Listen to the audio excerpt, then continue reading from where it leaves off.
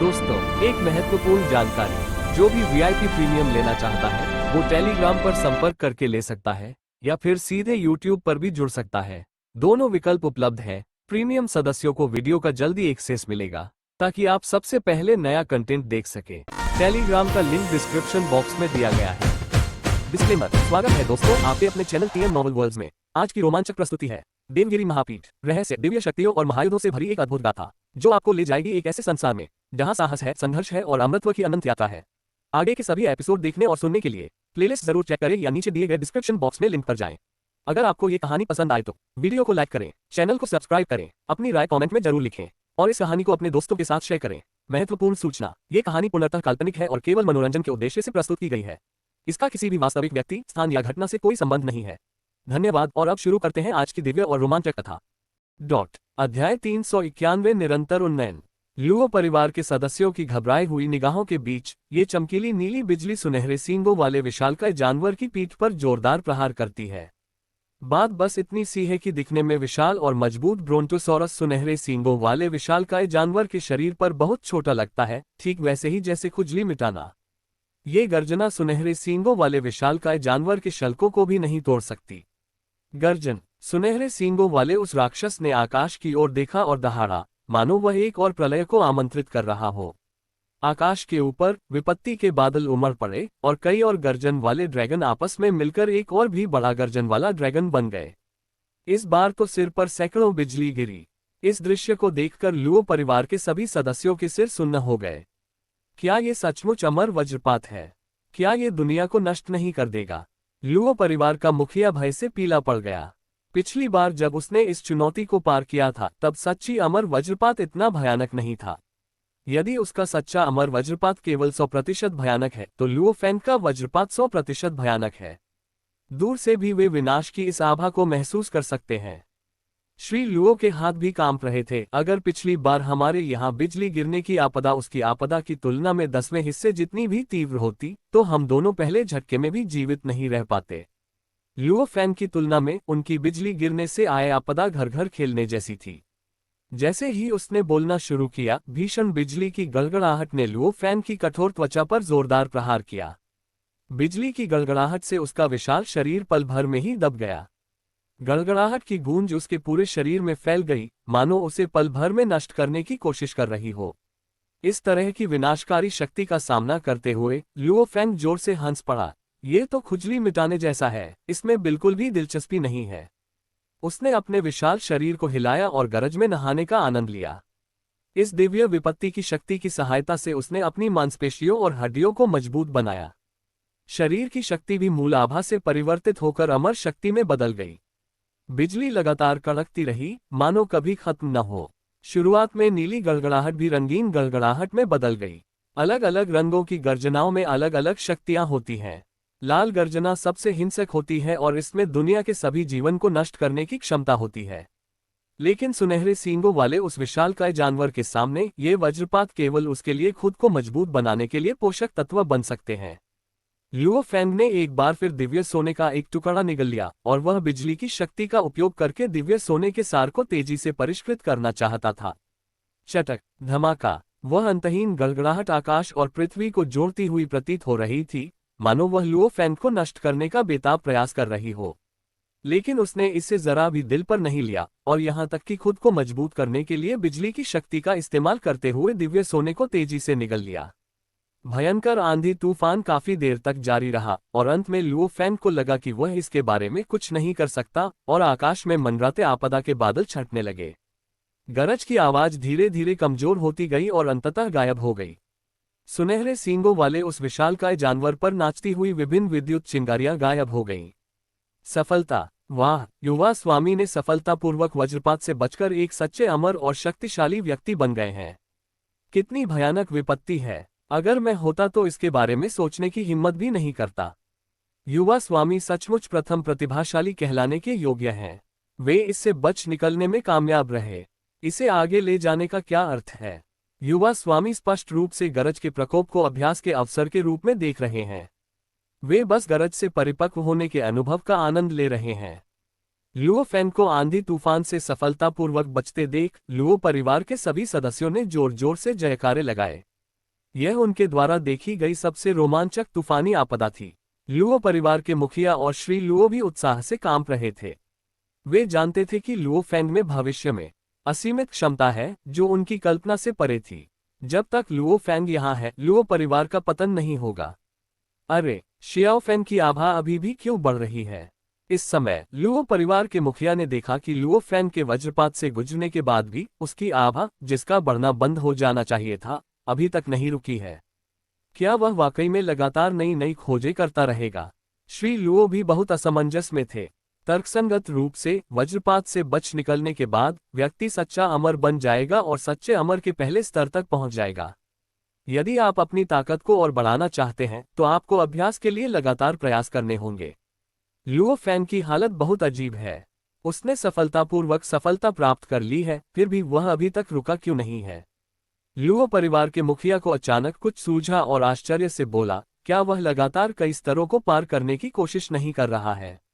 जैसे ही यह बयान सामने आया, लुओ परिवार में सभी लोग आश्चर्यचकित रह गए। उन्हें यकीन नहीं हो रहा था। वास्तविक अमरता का स्तर प्राण शक्ति शोधन अवस्था और आधार निर्माण अवस्था जैसे निम्न स्तरों से कमतर नहीं है। जब ये स्तर बहुत निम्न होता है तो कुछ प्रतिभाशाली या पर्याप्त संसाधनों वाले लोग एक साथ कई छोटे स्तरों को पार कर सकते हैं। यह कोई नई बात नहीं है। सच्चे परिलोक ने जीवन स्तर में छलांग पूरी कर ली है, एक नश्वर से अमर में परिवर्तित हो गया है और आध्यात्मिक शक्ति भी अमर शक्ति में परिवर्तित हो गई है। जब भी मैं किसी छोटे दायरे से बाहर निकलने की कोशिश करता हूं तो यह और भी मुश्किल हो जाता है। यानी जिस समय वे बात कर रहे थे उसी दौरान लुओ फेंग की आभा एक ही झटके में सच्ची अमरता के तीसरे स्तर तक पहुंच गई थी। इसके अलावा उनकी ताकत में अभी भी सुधार हो रहा है और इसमें कमी आने का कोई आसार नहीं है। परिलोक की 1/3 मंजिल ही मेरी सीमा नहीं है। सुनहरे सींगों वाले विशालकाय जानवर ने दहाड़ मारी और उसके शरीर में व्याप्त अमर शक्ति फिर से उबल उठी। उसने अपने गुरु द्वारा प्रदत्त कौशलों का प्रयोग किया और उसकी सांसें तेजी से वास्तविक अमरता के चौथे स्तर तक पहुंच गईं। फिर वास्तविक परिलोक के 5वें, 6ठे और 7वें स्तर। वह वास्तव में प्रगति करने से पहले ही सच्चे अमर लोक के 7वें स्तर तक पहुंच गया। पुकारना। लुओ फेंग ने सांस छोड़ी और हवा के इतने तेज बहाव से मानो पहाड़ ही नीचे गिर गया। उसका शरीर तेजी से सिकुड़ गया और वापस इंसानी रूप में आ गया। लुओ परिवार के लोग उन्हें बधाई देने के लिए इकट्ठा हुए। उनका युवा स्वामी इतना शक्तिशाली है कि उसने एक ही झटके में कई छोटे छोटे राज्यों को परास्त कर दिया है।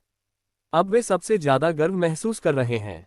जबकि वे शीर्ष प्रतिभाएं अभी भी एकीकरण के चरण में संघर्ष कर रही थीं, मेरे युवा गुरु पहले ही सच्चे अमर लोक के कई छोटे स्तरों तक पहुंच चुके थे। इस युवा गुरु के यहाँ होने से उनके जैसे साधारण लोग भी उन शीर्ष प्रतिभाओं को कमतर नहीं आंक सकते। लुओ फेंग की इस सफलता ने काफी हलचल मचाए और कई लोगों को इसे देखने के लिए आकर्षित किया।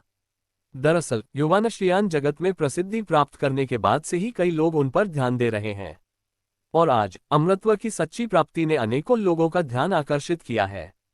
आसपास मौजूद बलवान पुरुष बेहद हैरान रह गए। जब उन्होंने पहली बार सच्चे अमर लोगों के क्षेत्र में प्रवेश किया तो उन सभी को गरज के प्रकोप से बचने में काफी कठिनाई हुई। बिजली गिरने की विपत्ति से सुरक्षित बचने के लिए उन्होंने हर तरह के ताबीज और जादुई हथियारों का इस्तेमाल किया और तब वे बिजली गिरने की विपत्ति से बचने में सक्षम हुए। दूसरी ओर लुओ फेंग ने अपनी सुरक्षा के लिए किसी बाहरी साधन का इस्तेमाल नहीं किया। उसने केवल कवच पहनकर ही स्थिति का अवलोकन किया और यहाँ तक कि विपत्ति का उपयोग अपने शरीर और शक्ति को मजबूत करने के लिए किया। बहुत से लोग थोड़े दुखी हैं। लोगों को देखो, सच्चे अमर के कष्टों से बचना कितना आसान है। ये तो खाने पीने जैसा है। आखिर इसमें कोई दबाव क्यों नहीं है? धिक्कार है। जब मैं उस दौर को याद करता हूँ जब मैंने सच्चे अमर बनने का गौरव प्राप्त किया था, तब मेरे पास केवल आधी ही जिंदगी बची थी। अगर अंत में मुझे अपनी ऊर्जा वापस पाने में मदद करने वाली कोई गोली न होती तो मैं सचमुच मर चुका होता। अध्याय 392 दो महान राज्य। गंभीर मुद्रा में खड़े लुओ फेंग को देखकर प्राण शक्ति शियू की निगाहें अचानक केंद्रित हो गईं। उन्हें वास्तव में लुओ फेंग से एक बड़ा खतरा महसूस हुआ। अब जब सब लोग एक ही स्तर पर हैं, तो क्या उसे खतरे के संकेत मिल रहे हैं? लुओ फेंग की ताकत को जानते हुए प्राण शक्ति शियू ने उसे हल्के में लेने की हिम्मत नहीं की। नीली रोशनी चमकी और उसके हाथ में गहरे नीले रंग का भाला था। धमाका। उसने बंदूक की नली को जोर से हिलाया और पूरा भाला कांप उठा, जिससे एक भयानक भिनभिनाहट की आवाज निकली।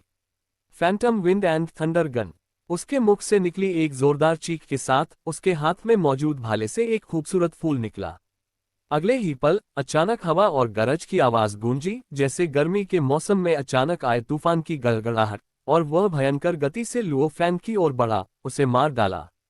जिस चीज में वह माहिर है वह है निशानेबाजी, और यह प्रेतवादित पवन और गरज वाली तोपों का सेट न केवल गति के मामले में हवा जितना तेज है, बल्कि आक्रमण के मामले में गरज जितना हिंसक भी है। आकाश और पृथ्वी के बीच के दृश्य प्रभावित होते हैं। अंधेरी हवा लोगों में दहशत पैदा कर देती है। बहुत अच्छा। प्राण शक्ति शियू के हमले का सामना करते हुए लुओ फैंग की आंखें चमक उठीं। उन्होंने उत्कृष्ट शारीरिक कौशल का प्रदर्शन किया, और स्वर्णिम नियम उनके हृदय के अनुरूप उनके प्रत्येक कार्य में पूर्णतया समाहित था।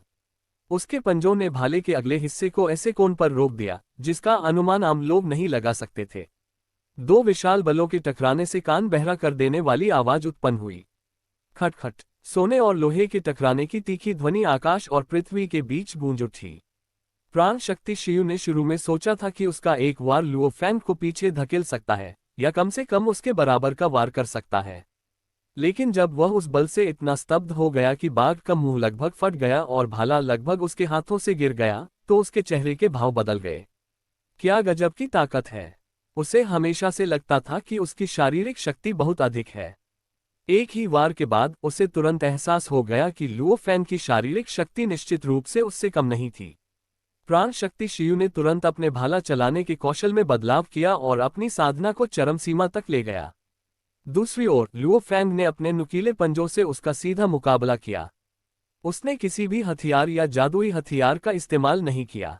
पलक झपकते ही दोनों हजारों बार लड़ चुके थे, और विशुद्ध शारीरिक शक्ति के टकराव ने लोगों को जोरदार झटका दिया। सभी को आश्चर्यचकित करते हुए प्राण शक्ति शियू, जिसकी उन्हें उम्मीद थी, पूरी प्रक्रिया के दौरान लुओ फैंग द्वारा दबाकर और पीटकर रख दिया गया, और उसे पलटवार करने की कोई क्षमता नहीं मिली। वह एक ही समय में लड़ता भी है और पीछे भी हटता है, और केवल निष्क्रिय रक्षा के लिए ही योग्य है। सामने से हो रहे हमले को अचानक आए तूफान की तरह महसूस करते हुए प्राण शक्ति शियू हौंफने लगी। क्या ये कुछ ज्यादा ही बड़ा चढ़ाकर नहीं कहा गया है? आखिरकार लुओ फैंग अभी भी आमने सामने की लड़ाई लड़ रहा है, और उसके पास भाला जैसा हथियार भी है। अगर वह सीधे मुकाबले में उतरेगा तो उसे हर हाल में फायदा होगा, है ना? तुम्हें इतनी बुरी तरह क्यों पीटा जा रहा है कि अब तुम भाग रहे हो? लुओ फैंग के चेहरे पर मुस्कान थी और उसने लड़ते हुए मुस्कुराते हुए कहा, क्या तुम इसमें माहिर हो? अगर तुमने आत्मसमर्पण कर दिया तो तुम आधी लड़ाई हार जाओगे। मैं मानता हूं कि तुम ही ताकतवर हो। प्राण शक्ति शियू उस समय क्रोधित हो गया जब उसने सुना कि लुओ फैंग उसे अपमानित कर रहा है। क्रोधित होकर उसने तुरंत ही अपनी लगाई हुई मुहर तोड़ दी।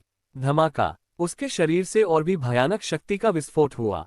पूरी बिजली वापस आ गई है। लुओ फैंग भी कुछ दूरी तक जा गिरा।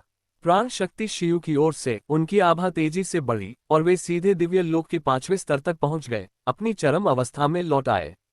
हालांकि लुओ फैंग उससे थोड़ा पीछे हट गया, लेकिन प्राण शक्ति शियू खुश नहीं था और उसका चेहरा और भी बदसूरत हो गया।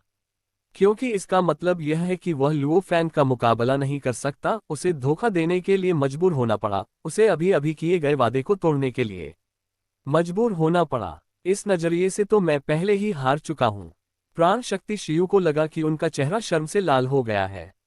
इतने वर्षों के अभ्यास के बाद भी उन्हें आज इतनी शर्मिंदगी कभी नहीं हुई थी। पवित्र भूमि के कभी पवित्र रहे पुत्र को इस स्थिति तक कैसे मजबूर होना पड़ा?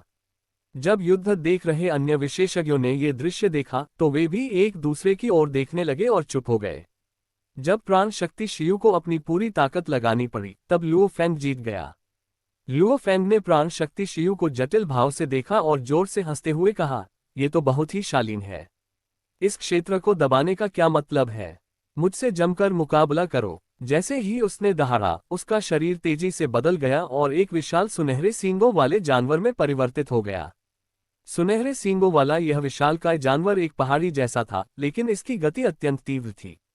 एक हल्के से झटके के बाद यह एक विशाल सुनहरी परछाई में परिवर्तित हो गया और प्राण शक्ति शियू की ओर आ गया। आकाश और पृथ्वी को चीर डालो।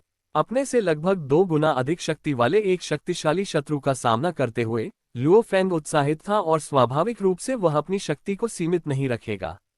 वह समझता है कि इस तरह के प्रतिद्वंद्वी से लड़ना तभी मजेदार होता है जब आपको अपनी पूरी ताकत लगानी पड़े। प्राण शक्ति शियू लुओ फैंग के अचानक हमले से चौंक गई। उसने अब लड़ने की योजना नहीं बनाई क्योंकि उसे लग रहा था कि वह पहले ही हार चुका है। लेकिन लुओ फैंग ने पहल करते हुए हमला किया और वह खुद असमंजस में पड़ गया।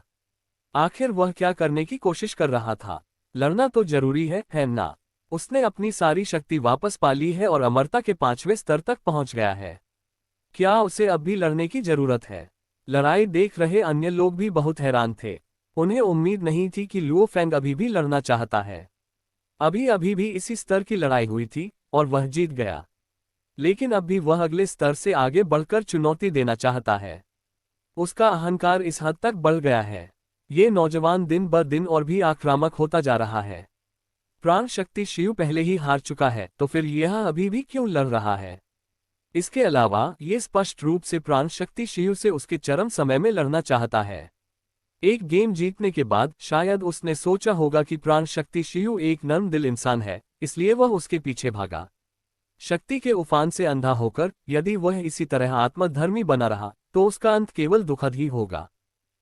तो क्या हुआ अगर वो सुनहरे सींगों वाला एक विशालकाय जानवर है? तो क्या हुआ अगर उसके पास हर तरह की शक्तिशाली गुप्त तकनीकें हैं? ताकत में इतना बड़ा अंतर इन तकनीकों से पूरा नहीं हो सकता। दूर से देख रहे सभी लोगों को लुओ फैंग का व्यवहार बहुत हास्यास्पद लगा। उनकी नज़र में लुओ फैंग एक लापरवाह व्यक्ति है जिसके पास असाधारण प्रतिभा तो है, लेकिन वह अहंकारी, घमंडी और अज्ञानी है। आज उन्होंने प्राण शक्ति शियू को सबक सिखाने की पहल की। लुओ फैंग के हमले का सामना करते हुए प्राण शक्ति शियू ने तुरंत पलटवार नहीं किया, बल्कि अपनी शारीरिक कुशलता का उपयोग करते हुए यथासंभव बचाव किया। उसे अब भी लगता था कि वह बलवान से कमजोर को नहीं हरा सकता, इसलिए अगर वह जीत भी जाता है तो वह व्यर्थ होगी। लेकिन लुओ फैंग के हमले और भी भयंकर होते गए ताकि उसे पलटवार करने और अपनी पूरी ताकत दिखाने के लिए मजबूर किया जा सके। ये जानकर प्राण शक्ति शियू धीरे धीरे क्रोधित हो गई। इस तरह हार मान लेने के बाद भी वह उसका पीछा कर रहा था, उसे कार्रवाई करने के लिए मजबूर करने पर अड़ा हुआ था। ठीक है, चलो फिर। प्राण शक्ति शियू ने एक बार फिर 100 फीट की दूरी से पीछे हटते हुए लुओ फैंग के तीखे हमले को चकमा दिया। उसने अपने भाले को कसकर पकड़ लिया और उसके शरीर से पहले से कहीं अधिक भयानक घातक ऊर्जा का विस्फोट हुआ। जब वह लुओ फैंग को घूर रहा था तो उसकी आंखें ठंडी नीली रोशनी से चमक रही थीं। भाले पर अमर शक्ति की एक धारा प्रवाहित हुई और अंततः भाले की नोक तक पहुंचकर एक तारे की तरह टिमटिमाते प्रकाश बिंदु का निर्माण किया। इसी क्षण प्राण शक्ति शियू ने आखिरकार हरकत की। अध्याय 393 चिंतामुक्त। जब लुओ फैंग युवानेक्सियन की दुनिया में प्रसिद्ध हो गया और सही मायने में नंबर 1 प्रतिभा बन गया, तब तक रुद्रयान को सिस्टम से पुरस्कार मिल चुके थे। कैलोक की पवित्र भूमि में स्थित निर्जन अमर का महान संसार रुद्रान को सिस्टम से इनाम का संकेत मिला। डिंग, मेजबान के शिष्य लुओ फैंग युवानेक्सियन की दुनिया में नंबर 1 प्रतिभाशाली बन गए हैं। उन्होंने सफलतापूर्वक कार्य पूरा कर लिया है और संबंधित पुरस्कार वितरित कर दिए गए हैं। कृपया स्वयं जांच लें। इस बच्चे लुओ फैंग ने काफी अच्छी प्रगति की है। क्या वह सच्चे अमर लोगों के स्तर तक पहुंच चुका है? रुद्रान ने संतुष्टि भरी मुस्कान दिखाई। एक गुरु होने के नाते वह प्रत्येक शिष्य के अभ्यास की प्रगति को सटीक रूप से नियंत्रित कर सकता है, इसलिए उसे स्वाभाविक रूप से लुओ फैंग के सच्चे अमर क्षेत्र में पदोन्नति की खबर पता है। इस दौरान उन्हें एक के बाद एक कई पुरस्कार प्राप्त हुए और उन्होंने विश्व के कई मूल्यों को भी आत्मसात किया। अब वह दुनिया के उद्गम की शक्ति पर भरोसा करके कई बड़ी दुनियाओं की यात्रा कर सकता है। अयान, जुवानजी, रुद्रान ने धीमी आवाज में पुकारा। उसके बगल में तुरंत 2 सुंदर आकृतियां प्रकट हुईं। वे उसकी निजी दासियां अयान और शुवांजी थीं। महानगरीय, वे दोनों आज्ञाकारी और सम्मानजनक थे। चलो चलते हैं। रुद्रान ने हल्की सी मुस्कान दी। अयान और शुवांजी ने असमंजस में एक दूसरे की ओर देखा और पूछा, महागुरु, हम कहाँ जा रहे हैं? जहां मन करे वहां जाओ। वैसे भी दुनिया बहुत बड़ी है, इसलिए इसे बस एक यात्रा की तरह लो। रुद्रान ने इत्मीनान से मुस्कुराया। उन दोनों ने कुछ देर सोचा और समझ गए कि संप्रदाय का नेता शायद उन्हें आराम करने के लिए अन्य बड़ी दुनियाओं में ले जाना चाहता था। अब जियानमू पवित्र वृक्ष ने कई विश्व द्वारों को संघनित कर दिया है और आप इन विश्व द्वारों के माध्यम से अन्य बड़े संसारों में प्रवेश कर सकते हैं। वे दोनों बहुत खुश थे। संप्रदाय के नेता के साथ यात्रा करने का अवसर मिलना उनके लिए सम्मान की बात है, जिसका अर्थ है कि यात्रा के दौरान केवल वे 3 ही लोग होंगे और कोई और हस्तक्षेप नहीं करेगा। 3 लोगों के लिए खाली समय। इसके बारे में सोचते ही वे उत्साहित हो जाते हैं और इसका बेसब्री से इंतजार करने लगते हैं। जब उन्हें लगा कि वह संप्रदाय उन्हें संसार के द्वार में ले जा रहा है, तभी उन्हें अचानक महसूस हुआ कि उनका शरीर एक बहुत ही रहस्यमय शक्ति से घिर गया है। पलक झपकते ही नजारा पूरी तरह बदल गया। जब उन्हें होश आया तो उन्होंने पाया कि वे अब कायलोक में नहीं, बल्कि एक बहुत ही अजीब जगह पर आ गए थे। महागुरु, क्या यह अभी भी वही निर्जन अमर है? अयान ने आसपास के नज़ारे पर नजर डाली। इस समय वे एक घाटी में थे। वहां केवल एक घना जंगल था और उनके चेहरों पर निर्जनता का भाव झलक रहा था। वह ये नहीं बता सकती थी कि यह निर्जन अमर लोगों की महान दुनिया थी या नहीं। उसे ऐसा नहीं लगता था। वह जानती थी कि अगर उसे दूसरी दुनिया में जाना है तो उसे विश्व द्वार से होकर गुजरना होगा। अभी अभी संप्रदाय के नेता ने उन्हें संसार के द्वार में प्रवेश नहीं कराया, जिसका अर्थ है कि यह अभी भी लोक संस्कार युग का महान संसार है, कोई दूसरा महान संसार नहीं। हालांकि अयान को हमेशा लगता था कि कुछ गड़बड़ है। शिवांजी ने अपने आसपास के आकाश और पृथ्वी के नियमों को ध्यानपूर्वक महसूस करने के बाद आश्चर्य से कहा, नहीं, ये लोक संस्कार युग का महान संसार नहीं है। ये युवानश्यान सागर का संसार भी नहीं है। आकाश और पृथ्वी के नियम अलग अलग हैं। अमर चक्रवर्ती होने के नाते वह गहरी शक्तियों के प्रति अधिक संवेदनशील है। वह स्पष्ट रूप से महसूस कर सकती थी कि इस दुनिया में कानूनों की शक्ति उन दो बड़ी दुनियाओं से अलग थी जिनमें वह जा चुकी थी। इस दृष्टिकोण से देखा जाए तो ये साबित करने के लिए पर्याप्त है कि यह एक नई विशाल दुनिया है। दोनों ही बेहद आश्चर्यचकित और असमंजस में थे। संप्रदाय का नेता उन्हें इस स्थान पर कैसे लाया? विश्व द्वार से गुजरने की कोई आवश्यकता नहीं है। रुद्रान ने बिना कुछ समझाए उन पर मुस्कुराया और फिर उन्हें मानव नगरी में ले गया। ये लिन्युवान की दुनिया है जहां सु लिंग्युन और अन्य लोग आए थे। लिन्युवान जगत की उत्पत्ति को आत्मसात करने के बाद वह जब चाहे लिन्युवान जगत के किसी भी कोने में किसी भी समय प्रकट हो सकता है। जैसे ही उनके सामने का दृश्य फिर से धुंधला हुआ, वे तीनों एक बहुत ही जीवंत शहर में आ गए। यहाँ तक कि महारानी शिवांजी को भी यह विधि बहुत ही नवीन लगी। यदि संप्रदाय के गुरु ने अंतरिक्ष की गुप्त विधि का प्रयोग किया है तो अंतरिक्ष में उतार चढ़ाव होना चाहिए। अमर चक्रवर्ती होने के नाते उन्हें अंतरिक्ष शक्ति के उतार चढ़ाव को भी महसूस करने में सक्षम होना चाहिए। लेकिन वह संप्रदाय के गुरु के बगल में खड़ी थी, फिर भी उसे कुछ भी महसूस नहीं हुआ। तो क्या ये कहा जा सकता है कि संप्रदाय के नेता द्वारा अपनाई गई विधियां अंतरिक्ष से संबंधित नहीं है? या शायद संप्रदाय के गुरु की विधियां इतनी उत्कृष्ट और गहन हैं कि वे उस स्तर तक पहुंच जाती हैं जिसे अन्य अमर सम्राट भी नहीं समझ सकते। बेशक संप्रदाय की नेता की तुलना में एक महारानी के रूप में उसका स्तर अभी भी बहुत कम है। जिस स्थान पर वे स्थित है वो एक बहुत ही समृद्ध शहर है, क्योंकि यह एक पवित्र स्थान द्वारा संरक्षित है और सभी जीवित प्राणियों के लिए बहुत सुरक्षित है। यहाँ जिस पवित्र भूमि की रक्षा की जाती है उसे स्टार डोव पवित्र भूमि कहा जाता है। जिस पर्वत श्रृंखला में हम अभी थे उसे स्टार डोव पर्वत श्रृंखला कहा जाता है। हलचल भरे बाजार में चलते हुए रुद्रयान ने उन दोनों का परिचय बड़े आराम से कराया। शिवांजी और अयान दोनों थोड़े हैरान थे। संप्रदाय के नेता को इतनी जानकारी थी। क्या वे बहुत समय पहले लिन्युवान लोग गए थे? नहीं तो उसे यहाँ की स्थिति के बारे में सब कुछ कैसे पता चल सकता था? क्या उसे अभी भी स्टार डोव होली लैंड के बारे में पता है? उन्हें यह नहीं पता कि संसार की उत्पत्ति को एकीकृत करने के बाद रुद्रयान ही यहाँ संसार की इच्छा है। लिन्युवान जगत में कोई भी मामूली बात उसकी नज़र से नहीं बच सकती थी। इसलिए भले ही वह पहली बार युवान द वर्ल्ड में आया हो, वह यहाँ की हर स्थिति को पूरी तरह से समझ सकता है। इस शहर का नाम भी स्टार डो सिटी है। रुद्रान ने मुस्कुराते हुए परिचय दिया। सामने एक दुकान है जो तले हुए पैनकेक बेचने में माहिर है और उसका कारोबार अच्छा चल रहा है। हालांकि पैनकेक सिर्फ एक साधारण नाश्ता है, लेकिन उस दुकान ने उन्हें मात दे दी है। रुद्रान उन दोनों को सीधे एक दुकान में ले गया। हालांकि यहाँ सिर्फ पैनकेक ही बिकते हैं, फिर भी ये दुकान बेहद आलीशान है। ऊपर देखने पर आपको पट्टिका पर हेजी ऑल केक लिखा हुआ दिखाई देगा। दुकान के सामने पहले से ही लंबी कतार लगी हुई थी। अयान और शिवांजी एक पवित्र भूमि के पूर्व स्वामी थे और दूसरी एक अंतप्रिय महारानी।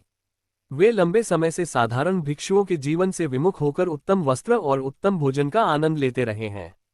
इस दृश्य को देखकर वे हैरान और साथ ही साथ बहुत भ्रमित भी महसूस कर रहे थे। महागुरु, ये लोग कतार में क्यों लगे हैं? क्या हम जो चाहें वो नहीं खरीद सकते? अयान ने उलझन में पूछा। क्या खाने के लिए लाइन में लगना पड़ता है? लुओयुए की पवित्र स्वामिनी होने के नाते उन्हें इसकी जरूरत नहीं थी। बाद में रुद्रान की दासी बनने के बाद उन्हें अपनी इच्छा की किसी भी चीज या खाने के लिए कभी कतार में नहीं लगना पड़ा। रुद्रान ने असहाय होकर उसकी ओर देखा और समझाया, बेशक खाने के लिए कतार में लगना पड़ता है। यही दुनिया का नियम है।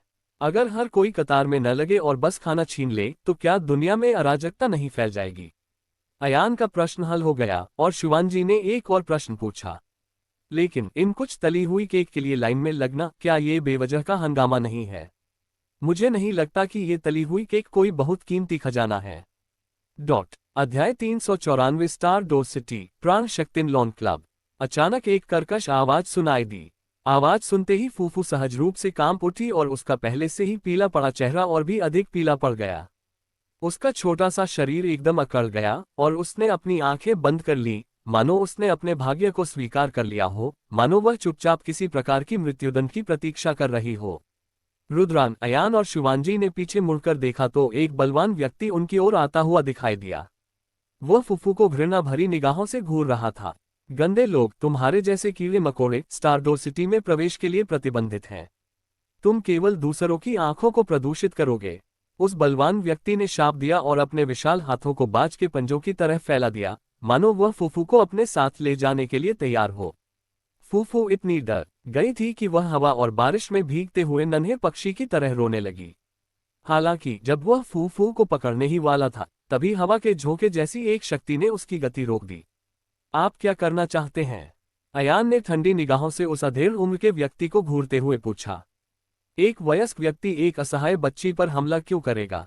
क्या उसे अब भी लगता है कि यह नन्ही बच्ची उसके लिए कोई खतरा पैदा कर सकती है? फूफू पहले से ही इतनी दयनीय स्थिति में है, हमें उन सभी को मारने की क्या जरूरत है? अधेड़ उम्र के उस व्यक्ति को उम्मीद नहीं थी कि कोई इस गंदी सी छोटी लड़की की मदद करेगा। हालांकि वह बहुत दुखी था, ये सोचकर कि स्टारडोर सिटी में कई बड़े नाम छिपे हुए हैं, लेकिन वह इस बात की गारंटी नहीं दे सकता था कि उसके सामने खड़े इन लोगों का कोई बड़ा इतिहास या ताकत होगी। वह अपनी मर्जी से दूसरों को उकसाने की हिम्मत भी नहीं करता था। इसलिए उन्होंने ठंडे लहजे में समझाया, तुम्हें नहीं पता, हमारा स्टारडोर सिटी एक विशाल आलीशान शहर है और यहाँ के सभी लोग प्रतिष्ठित हैं और हम कभी भी ऐसे गंदे कीड़ों को यहाँ की छवि खराब करने की अनुमति नहीं देंगे। इस तरह के कीड़े को तो नाली में ही रहना चाहिए। अगर तुमने उस ताकतवर आदमी को नाराज किया तो स्टारडोर सिटी की प्रतिष्ठा को नुकसान पहुंचेगा। जब अधेड़ उम्र का वह व्यक्ति बोल रहा था तो उसने मानो फुफ्फू को चेतावनी देने के लिए अपने चेहरे पर भौहें चढ़ा ली। ये सुनकर अयान और शिवांजी बहुत क्रोधित हुए। क्या स्टारडोर सिटी को अपनी भव्य बाहरी छवि बनाए रखने के लिए इन भद्दी चीजों को खत्म करना ही पड़ेगा? अयान को इस तरह के व्यवहार से बेहद घृणा है। अगर कोई शहर सचमुच समृद्ध है तो वहां फुफ्फू जैसे गरीब लोग नहीं होंगे। वास्तविक समृद्धि का मतलब सबसे निचले तबके के लोगों को मारना नहीं है, बल्कि सबसे निचले तबके के लोगों को एक अच्छा जीवन जीने देना है। बात यही खत्म होती है। मैं किसी को मारना नहीं चाहता। अयान उससे ज्यादा कुछ कहना नहीं चाहती थी और उसने बस अपनी चेतावनी दे दी। संप्रदाय की नेता ने भी अभी कहा था कि अगर वह फुफ्फू को अपने साथ ले जाने को तैयार है तो वह फुफ्फू को किसी भी कीमत पर चोट नहीं लगने देगी। ये सुनकर अधेड़ उम्र के व्यक्ति की आंखों में धीरे धीरे ठंडक छा गई। वह इतनी देर तक विनम्रता से समझाता रहा, लेकिन अंत में ये लोग अवज्ञाकारी निकले। इसलिए सीधे कार्रवाई करने के लिए उसे दोष नहीं दिया जा सकता। इधर आओ, इन सबको बाहर निकालो और स्टारडोर सिटी की ब्लैकलिस्ट में डाल दो। इन्हें दोबारा अंदर आने की इजाजत नहीं है। उस अधेड़ उम्र के व्यक्ति की चीख के बाद शक्तिशाली आभाव वाले 1 दर्जन से अधिक आकृतियां पास में प्रकट हुईं और उन सभी ने उसे घेर लिया। यहाँ के आंदोलन ने अन्य लोगों का भी ध्यान आकर्षित किया। अन्य लोगों ने इन शक्तिशाली व्यक्तियों की पहचान अवश्य कर ली होगी और उन्हें उकसाने का साहस नहीं किया होगा, इसलिए उनके भाव बदल गए और वे प्रभावित होने से बचने के लिए रुद्रयान और अन्य लोगों से तुरंत दूर हो गए। क्या वे प्राण शक्तिनलॉन सोसाइटी से हैं? वे यहाँ क्यों आए? और वे इतने शक्तिशाली दिखते हैं। क्या इन लोगों ने शहर के कुछ नियमों का उल्लंघन किया? प्राण शक्तिलॉन एसोसिएशन इस क्षेत्र में व्यवस्था बनाए रखने के लिए जिम्मेदार है। वे आमतौर पर तभी आते हैं जब उन्हें नियमों का उल्लंघन करने वाले लोग मिलते हैं, है ना? स्टारडोर सिटी में प्राण शक्तिनलॉन क्लब के किसी सदस्य को नाराज करना लगभग मौत की सजा के बराबर है।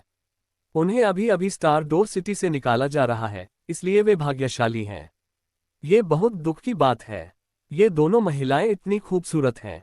ये बहुत अफसोस की बात है कि उन्हें इस तरह स्टारडोर सिटी से निकाल दिया गया। कितनी अफसोस की बात है। तो जाओ और एक हीरो द्वारा एक सुंदरी को बचाने का शानदार प्रदर्शन करो, है ना? नहीं नहीं नहीं, मेरी हिम्मत नहीं। प्राण शक्ति लॉन्ग सोसाइटी में शामिल होने के लिए न्यूनतम आवश्यकता पृथ्वी अमरता का होना है। मैं उन्हें नाराज करने की हिम्मत नहीं कर सकता। जब आसपास के लोगों को पता चला कि रुद्रयान और अन्य लोगों ने प्राण शक्ति लॉन्ग सोसाइटी को नाराज कर दिया होगा, तो वे डर के मारे उनके पास जाना बंद कर दिया। स्टारडो सिटी में कई गिरोह संगठन मौजूद हैं। इन गिरोह संगठनों को स्टारडो होली लैंड द्वारा नियंत्रित किया जाता है। स्टारडो होली लैंड स्टारडो सिटी की बुनियादी व्यवस्था बनाए रखने के लिए भी उनकी जनशक्ति पर निर्भर रहेगा। इससे पता चलता है कि प्राण शक्ति लॉन्ग सोसाइटी जैसे गिरोह संगठन स्टारडो सिटी में कितने शक्तिशाली हैं। इसके अलावा स्टारडो सिटी में इस तरह का गिरोह स्थापित करने में सक्षम होने का मतलब है कि प्राण शक्ति लॉन्ग गिल्ड के स्टारडो होली लैंड में समर्थक जरूर होंगे। प्राण शक्ति लॉन्ग सोसाइटी के समर्थक को अमर भगवान के क्षेत्र में एक उच्च स्तरीय बॉस बताया जाता है। ऐसी पृष्ठभूमि के साथ प्राण शक्ति लॉन्ग सोसाइटी के लोगों को आसानी से उकसाने की हिम्मत कौन करेगा? समय के साथ प्राण शक्ति लॉन्ग सोसाइटी के लोग और भी अहंकारी हो गए हैं।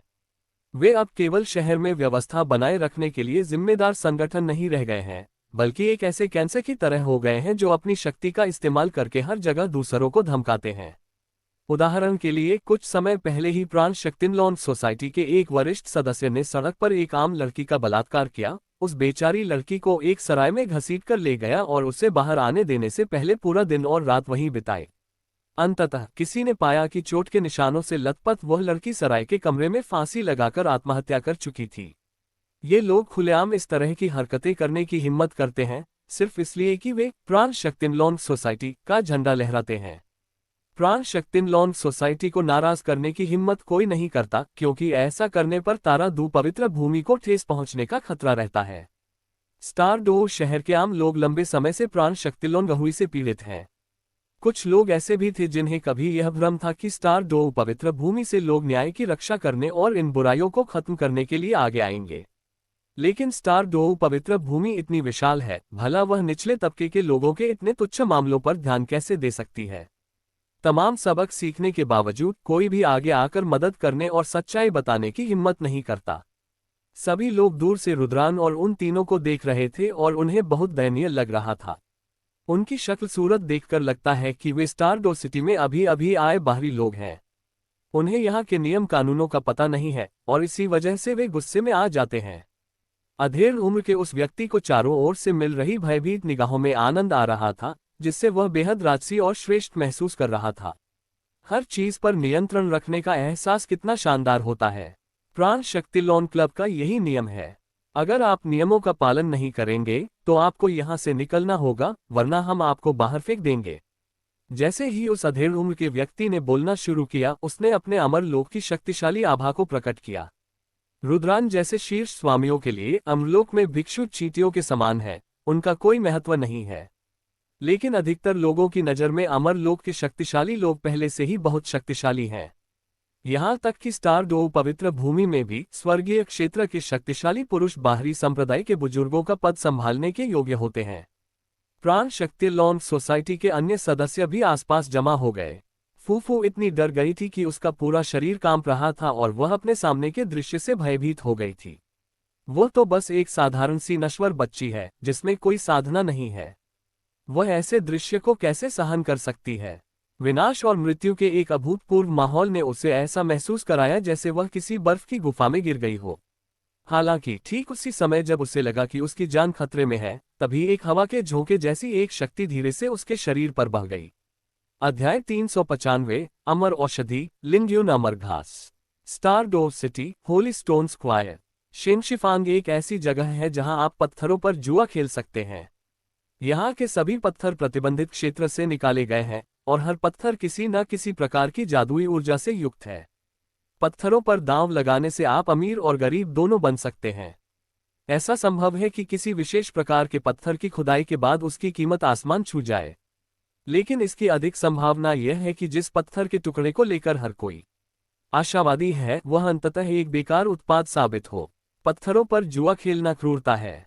हालांकि आप कितने भी क्रूर क्यों न हो, ऐसे लोगों की कभी कमी नहीं होगी जो आपको पैसे देने के लिए खुद को भाग्यशाली समझते हैं।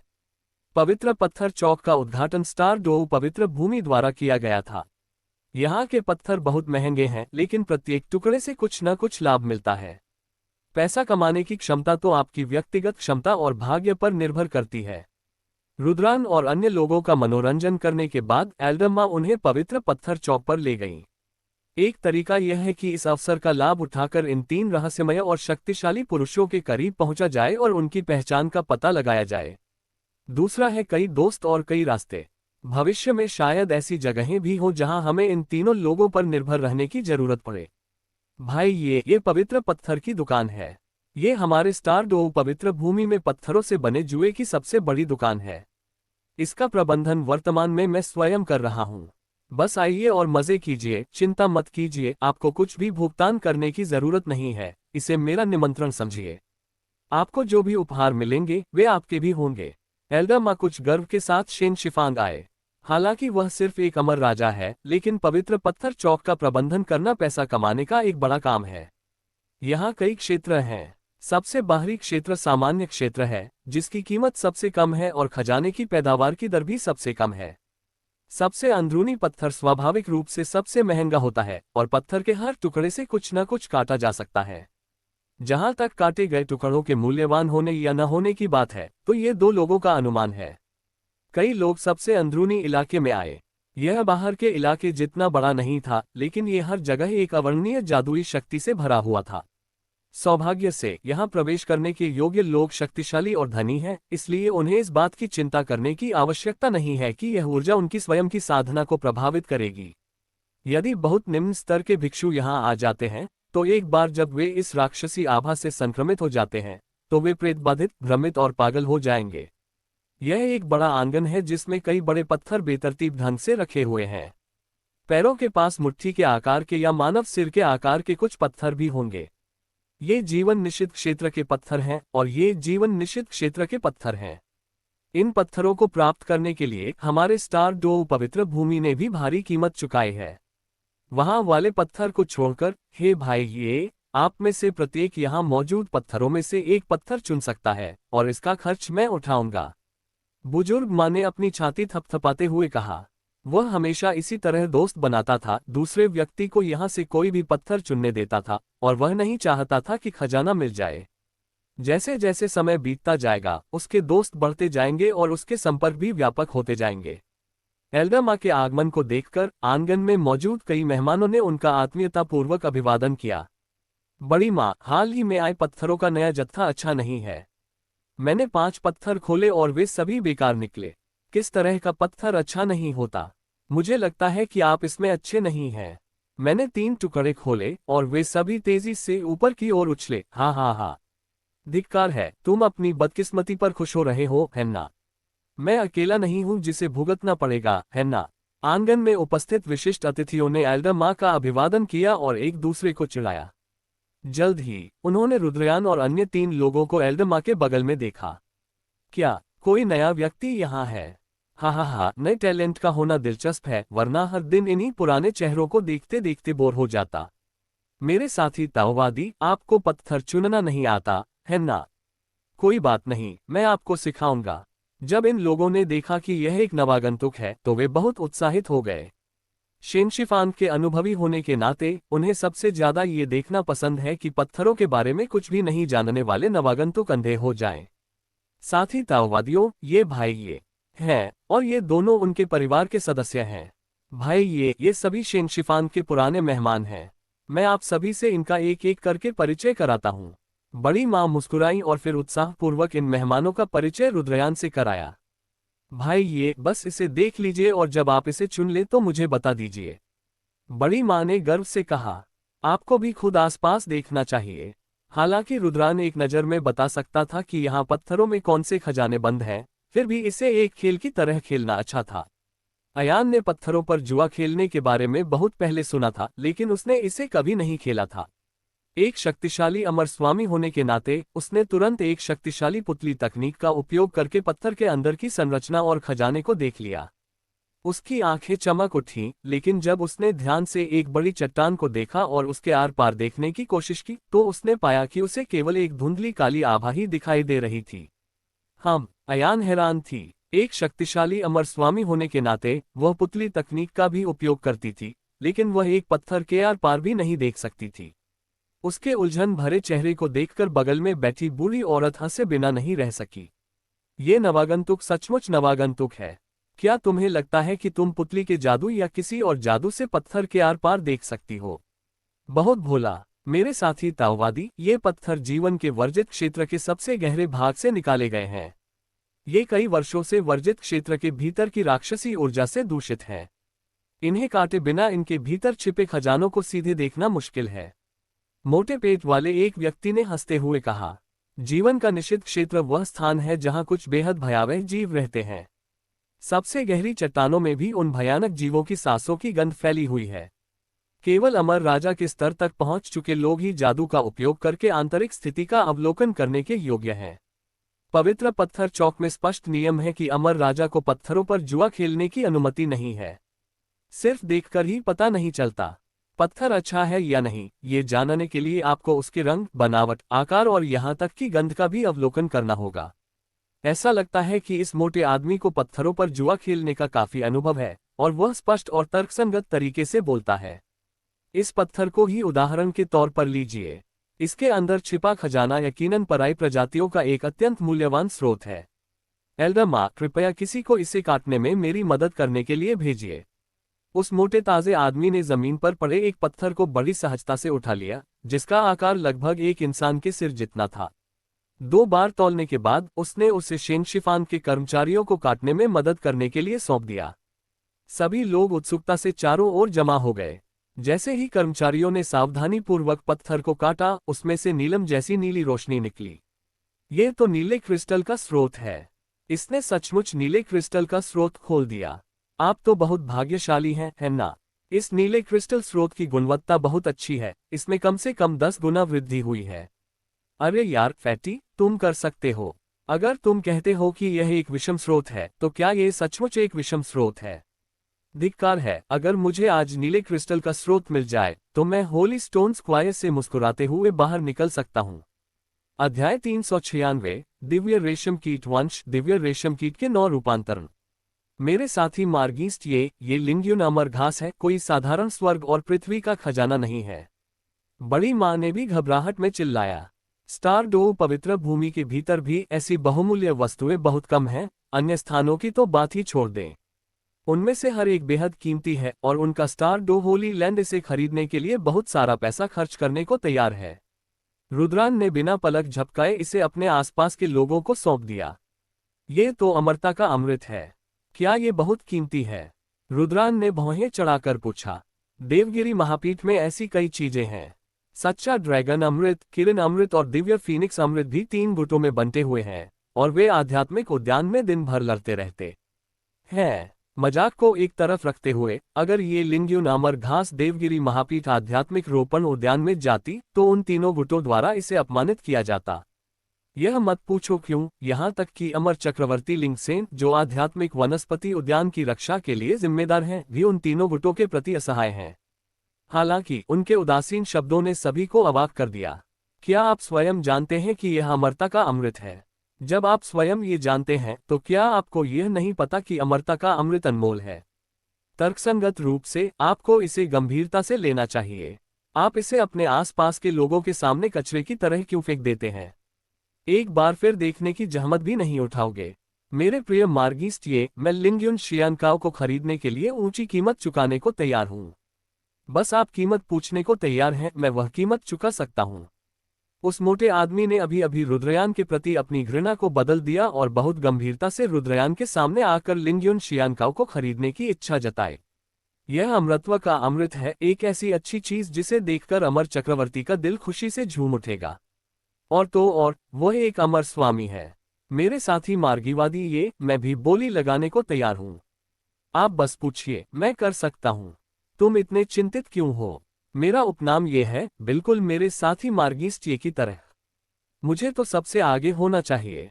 तो क्या हुआ अगर तुम्हारा उपनाम ये है? मैं और मेरा साथी ताओवादी दोनों ही सुंदर और आकर्षक हैं। हम एक नज़र में ही बता सकते हैं कि हम सौतेले भाई हैं। पहले तो मुझे ही आना चाहिए। प्रांगण में मौजूद कई अमर प्राणी रुद्रयान के सामने दौड़ पड़े। वे लिंग्युन अमर घास को ऊंची कीमत पर खरीदना चाहते थे। वह मोटा आदमी पहले रुद्रान के सामने खड़ा था, लेकिन इन लोगों ने उसे जबरदस्ती हटा दिया, जिससे वह गुस्से में आकर गाली देने लगा। लोगों के उम्मीद भरी निगाहों को देखते हुए रुद्रान ने साफ इनकार कर दिया, हालांकि मुझे वह फूल पसंद नहीं है, लेकिन वह खूबसूरती से खिलता है, इसलिए मैं उसे प्रशंसा के लिए रख सकता हूँ। भीड़ स्तब्ध रह गई। अगर आप इसे बेचना नहीं चाहते तो मत बेचिए। आखिर यह मृत्यु का अमृत है, इसलिए इसे अपने पास रखना स्वाभाविक है। क्या आपको कोई अविश्वसनीय बहाना गढ़ना पड़ेगा? क्या आप लिंग्युन शियानकाओ को सिर्फ इसलिए अपने पास रखते हैं क्योंकि वह देखने में अच्छी लगती है, न कि उसकी कीमत के कारण? आप किसे बेवकूफ बनाने की कोशिश कर रहे हैं? ये बहाना तो बिल्कुल ही सही है। केवल अयान और शुवांजी ही जानते हैं कि यह कोई बहाना नहीं है, ये वास्तव में संप्रदाय के नेता की सोच है। ये तो सिर्फ लिंग्युन शियानकाओ है। क्या ये बहुत कीमती है? साथ ही मार्गिस्ट ये को इतनी अनमोल चीज ढूंढने के लिए बहुत बहुत बधाई। ये वाकई सराहनीय है। बुजुर्ग माँ ने बेबसी से आह भरी, उनका दिल दर्द से कराह रहा था। अगर रुद्रयान ने लिंग्युन अमर घास नहीं खोली होती तो ये लिंग्युन अमर घास अभी भी शिनशिफान की होती और स्वाभाविक रूप से ये हेल्डमा की होती। यह अफसोस की बात है कि रुद्रान ने उसका फायदा उठाया। सबसे शर्मनाक बात तो वह मोटा आदमी है। अभी अभी सबसे जोर से चिल्लाने वाला वही व्यक्ति था जो रुद्रयान के मजाक को देखने का इंतजार कर रहा था और यह कसम खा रहा था कि रुद्रयान कभी अच्छा मजाक नहीं कर पाएगा। पलक झपकते ही किसी ने अमरता का अमृत बता दिया। कई लोग उसे आधी मुस्कान के साथ देख रहे थे और वह मोटा आदमी इतना शर्मिंदा था कि वह जमीन में दरार ढूंढकर उसमें घुस जाना चाहता था। भाई, ये अभी 2 और टुकड़े बाकी हैं, बड़ी माँ ने याद दिलाया। सभी लोग रुद्रान की हर हरकत को ध्यान से देख रहे थे, ये जानने के लिए कि क्या वह भाग्यशाली था या वास्तव में उसमें कौशल था। फैटी को अब भी अपने मन में यकीन नहीं था। अमरता का अमृत निकालना तो निश्चित रूप से किस्मत की बात थी। अगर उसे अपनी कुशलता के आधार पर चुनने का मौका मिलता तो वह खुद ही इसे चुन लेता। पूरे शिनशिफान को देखते हुए मुझसे बेहतर कौशल किसके पास है? इसलिए यद्यपि रुद्रयान ने अमरता का अमृत बताया था, फिर भी सभी का मानना था कि इसमें भाग्य का बहुत बड़ा हाथ था। अगले 2 पत्थरों को फिर से ऐसी अच्छी किस्मत नहीं मिलनी चाहिए। महागुरु, यह अच्छा है। जुआनजी ने एक विशाल पत्थर चुना। यह पत्थर एक चट्टानी उद्यान जितना विशाल है। आकार के लिहाज से इसे पवित्र पत्थर चौक के शीर्ष 10 पत्थरों में निश्चित रूप से स्थान दिया जा सकता है। लेकिन जब सबने देखा कि उसने ये पत्थर चुना है तो वे अपनी हंसी रोक नहीं पाए। लड़की, ये पत्थर बहुत बड़ा है, लेकिन इसकी सतह या तो गड्ढों से भरी है या दरारों से। इस तरह का पत्थर उपयुक्त नहीं है। कहने का तात्पर्य यह है कि भले ही इस प्रकार के पत्थर में कभी खजाने समाये हों, लेकिन वर्षों बीतने के साथ साथ इन दरारों से सारा सार और ऊर्जा रिसकर बाहर निकल जाएगी, इसलिए यह बिल्कुल भी काम नहीं करेगा। हाँ लड़की, बस इसे बदल दो। सभी ने उसे इसे बदलने की सलाह दी। इस तरह का पत्थर सबसे घटिया होता है। इसमें हर जगह दरारें हैं। यह अपनी मूल प्रकृति को कैसे बरकरार रख सकता है? यदि किसी चीज का उत्पादन हो भी जाता है तो इस बात की प्रबल संभावना है कि वह नुकसान ही होगा। उस मोटे आदमी ने अपना मुंह खोला और कुछ सलाह देना चाहा, लेकिन जब उसे अभी अभी हुई शर्मिंदगी याद आई तो उसने समझदारी से चुप रहना ही बेहतर समझा। हालांकि उसे अब भी उम्मीद थी कि शुवांजी इसी पत्थर को चुनेगा। इस तरह यह एक बात साबित कर सकता है, यानी वे अभी अभी लिंग्युन अमर घास को खोलने के लिए काफी भाग्यशाली रहे होंगे। मुझे पूरा यकीन है, मैं इसे ही चुनूंगा। जुबानजी ने लापरवाही से कहा। अच्छा है। पत्थर काटने का काम सौंपे गए उस्ताद ने अपना पत्थर दोबारा निकाला और बड़े पत्थर को काटना शुरू कर दिया। पत्थर को टुकड़ों में काटते हुए भी कोई हलचल नहीं हुई। सबके चेहरे पर बिल्कुल सही का भाव था। अगर इतने खराब पत्थर से भी खजाने निकाले जा सकते तो वह सचमुच एक भूत होता। ये भाग। इस समय शुवांजी ने बूढ़े गुरु के हाथ में मौजूद एकमात्र पत्थर की ओर इशारा किया, जो एक मानव सिर के आकार का था, और उन्हें धीरे धीरे उसे पीसकर अलग करने का संकेत दिया। उस्ताद के पहले अनुभव के बाद हालांकि उन्हें नहीं लगा कि वे कुछ अच्छा बना सकते हैं, फिर भी उन्होंने इसे सावधानी से लिया। जब उसे लगा कि यह काम नहीं करेगा, तभी अचानक साफ किए गए छेद से एक सफेद रोशनी फूट पड़ी। लानत है। गुरु के हाथ कांप रहे थे। उसने तुरंत अपनी गति बढ़ा दी और पूरी तरह से सामग्री को काटकर निकाल दिया। यह एक मानव सिर के आकार का परजीवी स्रोत निकला, और यह कोई साधारण परजीवी स्रोत नहीं था। शुद्ध सफेद परजीवी स्रोत वैसे भी अत्यंत दुर्लभ होते हैं। इस परजीवी स्रोत के अंदर अंगूठे के आकार का एक छोटा कीड़ा भी बंद है। सिर्फ इसी आधार पर इस बाहरी स्रोत का मूल्य कम से कम 3 गुना हो सकता है। सभी लोग अचंभित और अवाक रह गए। किसने सोचा होगा कि जिस पत्थर के बारे में उन्हें कोई उम्मीद नहीं थी, उससे इतना अनमोल अलौकिक स्रोत निकल सकता है। अध्याय 397 महागुरु से मिले। तो चलिए जाकर देखते हैं। रुद्रान सहमत हो गया। देवगिरी महापीठ की शक्ति चरम पर है। जब से सु लिंग्युन और अन्य लोग लिन्युवान लोक में आए हैं, उन्होंने हर जगह विभिन्न प्रतिभावानों को चुनौती दी है और उन सभी को परास्त किया है। इसके अलावा इन कैलोक शिष्यों के पीछे स्पष्ट रूप से एक रहस्यमय अमर चक्रवर्ती का हाथ है, जो उनका समर्थक है। इसी दौरान उन्होंने घोषणा की कि उन्होंने आधिकारिक तौर पर शानमेन का चयन कर लिया है और फिर लिन्युवान वर्ल्ड में एक संप्रदाय की स्थापना की है। हालांकि सु लिंग्युन और अन्य सभी युवा हैं, लेकिन उनके द्वारा भेजे गए विभिन्न निमंत्रण बहुत महत्वपूर्ण हैं। काइलोक के शिष्यों को अमर चक्रवर्ती का समर्थन कौन दिला सकता है? भले ही ये पवित्र भूमि इन युवाओं को सम्मान न दे, फिर भी यह रहस्यमय अमर चक्रवर्ती को सम्मान जरूर देगी। स्टार डो होली लैंड को भी निमंत्रण मिला और एल्डमा भी उनमें से एक थे। दक्षिण चीन सागर की गहराई में फुयू पर्वत नामक एक जादुई पर्वत स्थित है। देवगिरी महापीठ ने जिस स्थान पर अपने संप्रदाय की स्थापना की, वह दक्षिण चीन सागर में स्थित माउंट फुयू था। जैसे जैसे मेहमानों के स्वागत का समय नजदीक आता गया, नानहाई में चहल पहल बढ़ती गई। समय समय पर कई विशाल क्रूज जहाज समुद्र में दिखाई देने लगे, जो फुयू पर्वत की ओर बढ़ रहे थे। दक्षिण चीन सागर के नीचे विभिन्न प्रकार के शक्तिशाली राक्षस छिपे हुए हैं और वे आमतौर पर अत्यंत क्रूर बल के साथ उपद्रव करते हैं। लेकिन जब से काइलोक ने फुयू पर्वत में एक पर्वतीय द्वार बनाने की घोषणा की है, दक्षिण चीन सागर के विभिन्न राक्षस बहुत अधिक ईमानदार हो गए हैं और फिर से परेशानी पैदा करने के लिए बाहर आने की हिम्मत नहीं करते हैं। विशेष रूप से इस अवधि के दौरान प्रमुख धार्मिक स्थलों ने फुयू पर्वत पर बड़ी संख्या में विशेषज्ञों को भेजा। हैनान के आकाश में हजारों भयानक आभाएं प्रकट हुई और ये राक्षस और भी अधिक भयभीत होकर कांपने लगे और प्रकट होने का साहस नहीं कर रहे थे। अंततः वह दिन आ गया जब मेहमानों को भोज में आमंत्रित किया गया। फुयू पर्वत अत्यंत जीवंत था, चारों ओर भिक्षु घूमते हुए दिखाई दे रहे थे। पहली नजर में जो लोग इसे नहीं जानते थे, उन्हें लगा कि यह कहीं की कोई साधारण सी सड़क है। दरअसल यहाँ के सभी लोग निपुण हैं और सबसे कमजोर लोग सर्वोच्च ऋषि के स्तर पर हैं। क्योंकि जिन लोगों की साधना का स्तर बहुत कम है और जिनका सामाजिक स्तर निम्न है, वे इस उत्सव में भाग लेने के लिए फुयू पर्वत पर आने के योग्य नहीं हैं। समय लगभग समाप्त होने के बाद कैलोक के सभी शिष्य एक समान शिष्य वर्दी में प्रकट हुए। शिष्यों की संख्या अधिक नहीं है, केवल कुछ हजार ही हैं। हालांकि प्रत्येक शिष्य की आभा बहुत सघन और शक्तिशाली है और उनमें से कोई भी समकालीन संतों की आभा से कमजोर नहीं है। जब वे प्रकट हुए तो वहां मौजूद सभी मेहमानों ने एक अजीब सा दबाव महसूस किया। ऐसा इसलिए नहीं है कि काइलोक के शिष्यों को लगता है कि वे बहुत दमनकारी हैं, बल्कि इसलिए कि उन्होंने अपनी आंखों से काइलोक के शिष्यों की क्षमता और भविष्य के प्रभुत्व को देखा है। प्रत्येक शिष्य की शक्ति किसी पवित्र पुत्र से कम नहीं होती। ऐसा संप्रदाय वास्तव में भयावह है। सबसे धीमी गति से 5000 साल और सबसे तेज गति से 1000 साल में ये युवा एक ऐसी शीर्ष लड़ाकू शक्ति के रूप में विकसित होंगे जिसे नजरअंदाज नहीं किया जा सकता है। इसमें कोई आश्चर्य नहीं कि हमारे पवित्र पुत्र को इतनी बुरी हार का सामना करना पड़ा। अगर वह इन लोगों के खिलाफ जीत हासिल कर लेता तो उसका बुरा हाल होता। उन्होंने जो देखा वह देवगिरी महापीठ का भविष्य था और इन शिष्यों का बड़े होने पर प्रभुत्व था।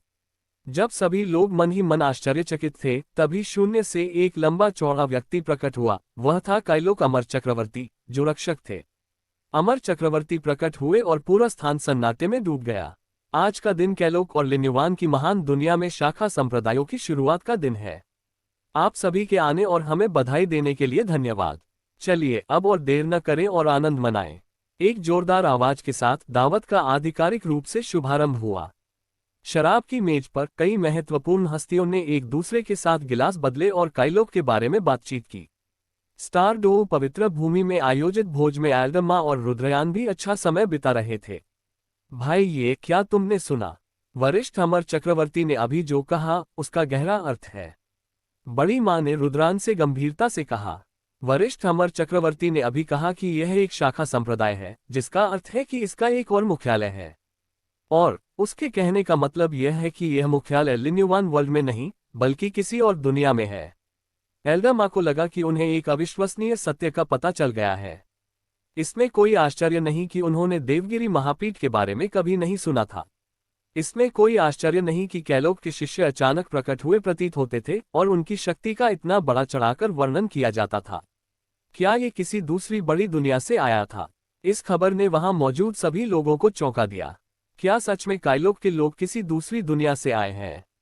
यहाँ तक कि शाखा संप्रदाय भी इतने अद्भुत हैं, मुख्यालय कितना अतिरंजित होगा। यहाँ उपस्थित लोग विभिन्न पवित्र स्थानों से आए हैं और वे पहले से ही कैलोक से उत्पन्न दबाव को महसूस कर चुके हैं। यहाँ तक कि एक शाखा संप्रदाय भी उनके बराबर की टक्कर दे सकता है। अगर उन्हें काइलोक के मुख्यालय का सामना करना पड़े तो क्या होगा?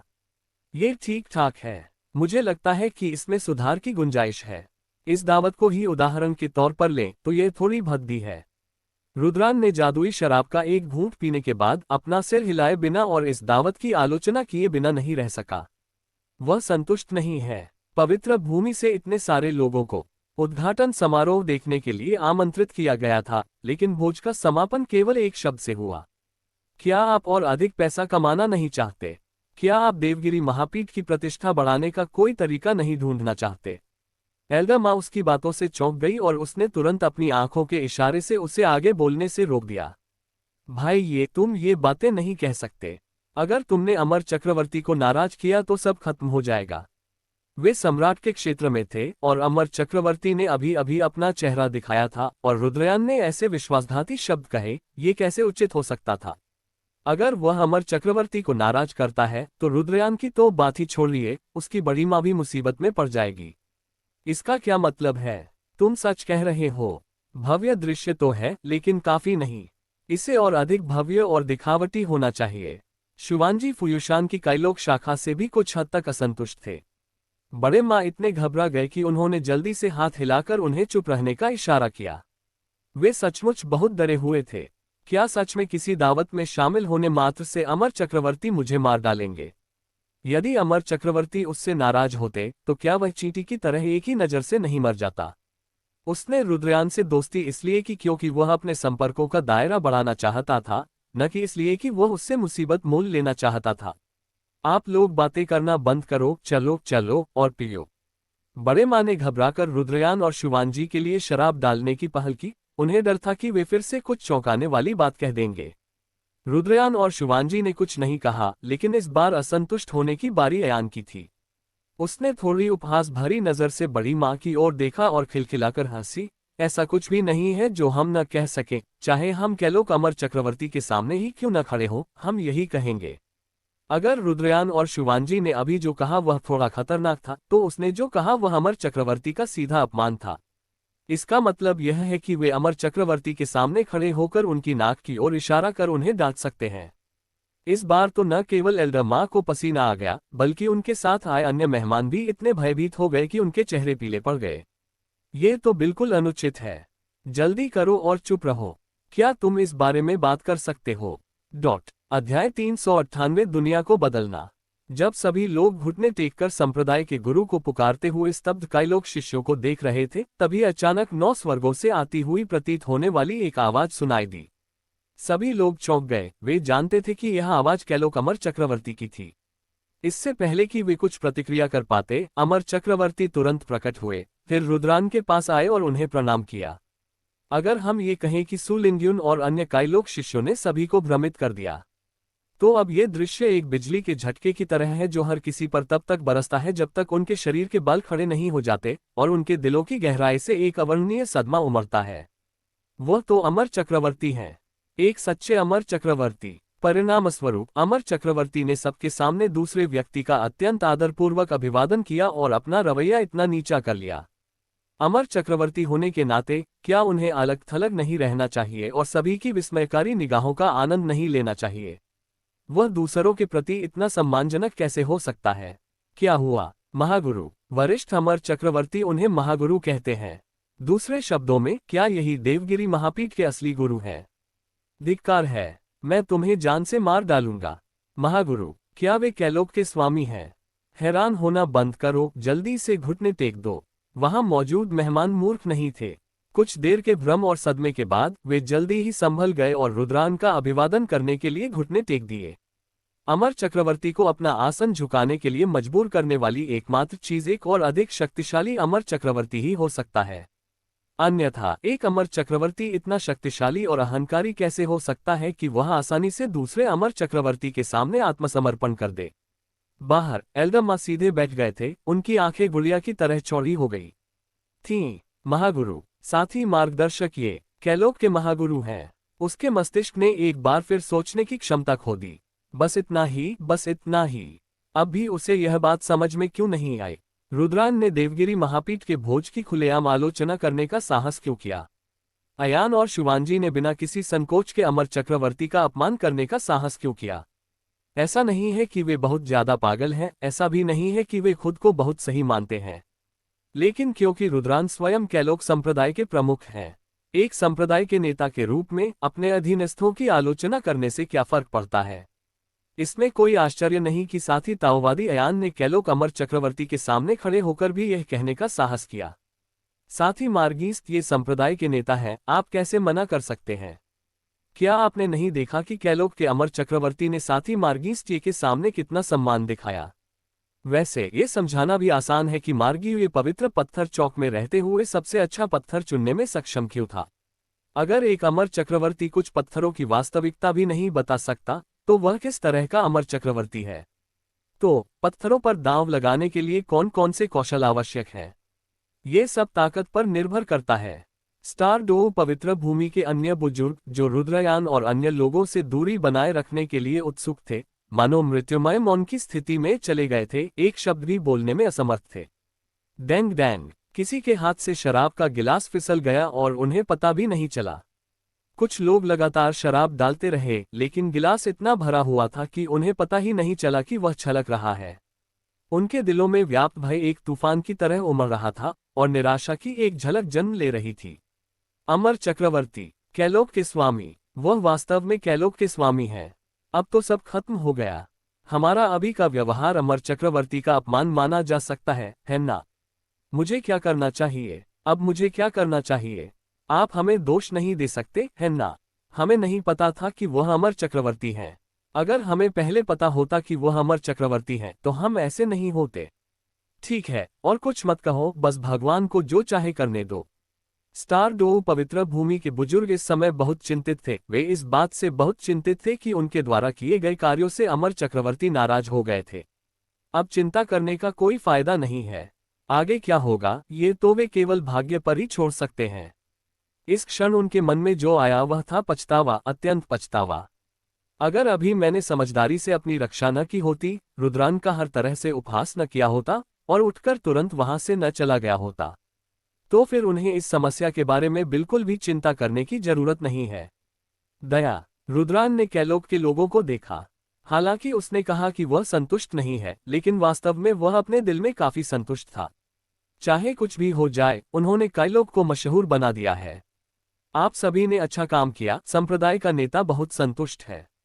रुद्रयान ने सु लिंग्यून और अन्य लोगों को सहमति में सिर हिलाकर अभिवादन किया।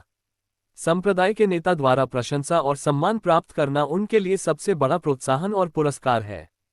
भले ही उन्हें स्वर्गिक सामग्री और सांसारिक खजाने के कुछ उपहार दिए जाएं, वे उतने प्रसन्न नहीं होते।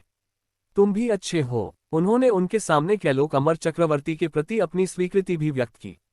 मेरे अधीनस्थ तो बस कुलपति की शिक्षाओं का पालन कर रहे हैं, उन्होंने आदरपूर्वक कहा। रुद्रान ने मुड़कर भीड़ की ओर देखा। वहां मौजूद हर कोई अत्यधिक दबाव में था।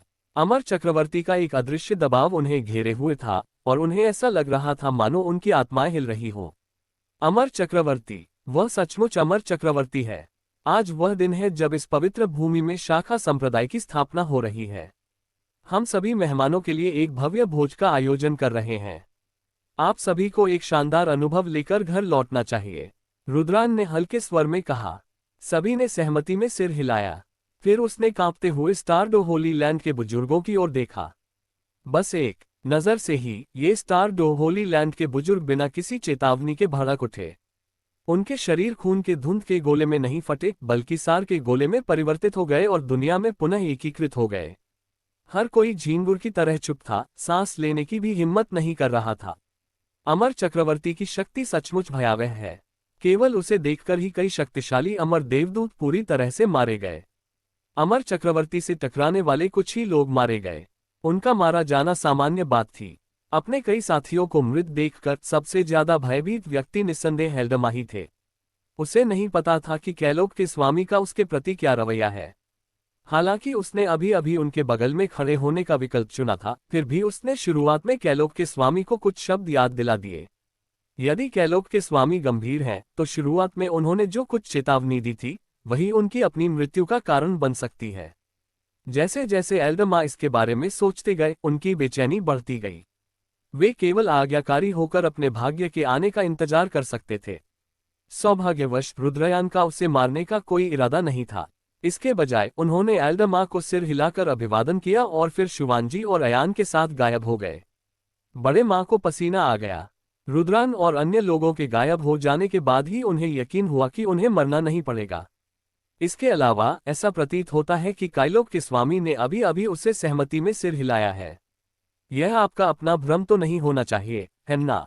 अच्छा हुआ कि तुम अभी तक जीवित हो। इस समय एल्डमा को अत्यंत प्रसन्नता हो रही थी कि उन्होंने रुद्रयान से दूर न रहकर बुद्धिमानी से अपनी रक्षा की। यदि वे क्रोधित होने के डर से रुद्रयान से दूर रहते तो पता नहीं अब उनकी मृत्यु कैसे होती। अध्याय 399 काइलोग से मदद मांगना। देवगिरी महापीठ के बुनियादी ढांचे के निर्माण के पूरा होने के साथ ही संपूर्ण फुयु पर्वत के आकाश और पृथ्वी के नियम पूरी तरह से बदल गए हैं और साधना के लिए अत्यंत उपयुक्त हो गए हैं।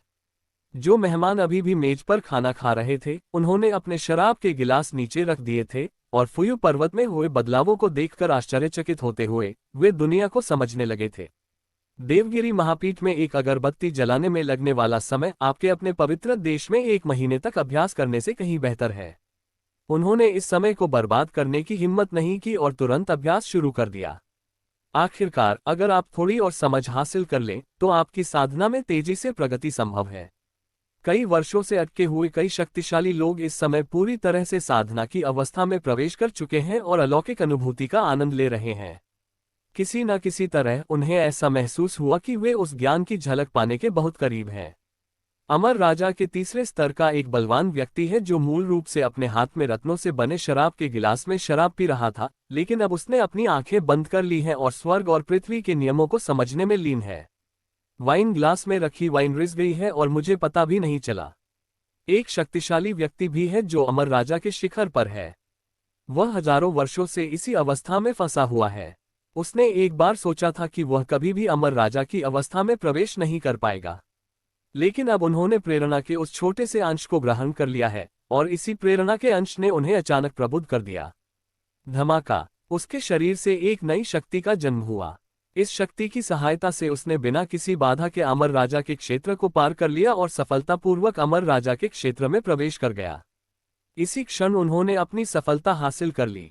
मैंने कर दिखाया, मैंने कर दिखाया, हाँ हाँ हाँ, मैंने कर दिखाया। अमर राजा का राज्य इतना आसान है। पहले मुझे यह इतना मुश्किल क्यों लगता था। सफलता के बाद नया अमर राजा इतना उत्साहित हो गया कि उसने आकाश की ओर देखा और हंसने लगा और उसके शरीर में शक्ति का उतार चढ़ाव अनियंत्रित रूप से सभी दिशाओं में फैल गया। हालांकि उनके बोलने के कुछ ही समय बाद 1 दर्जन और अधिक शक्तिशाली आभाओं ने उन्हें घेर लिया। अरे बदमाश, अगर तुम्हें आगे बढ़ना है तो बढ़ जाओगे। क्यों बहस कर रहे हो? क्या तुम्हें नहीं दिख रहा कि हम सब अभ्यास कर रहे हैं? चुप रहो, तुम तो बस एक परी राजा हो। तुम्हारा नाम क्या है? अगर तुमने मुझे परेशान किया तो मैं तुम्हारी साधना को तुरंत नष्ट कर दूंगा।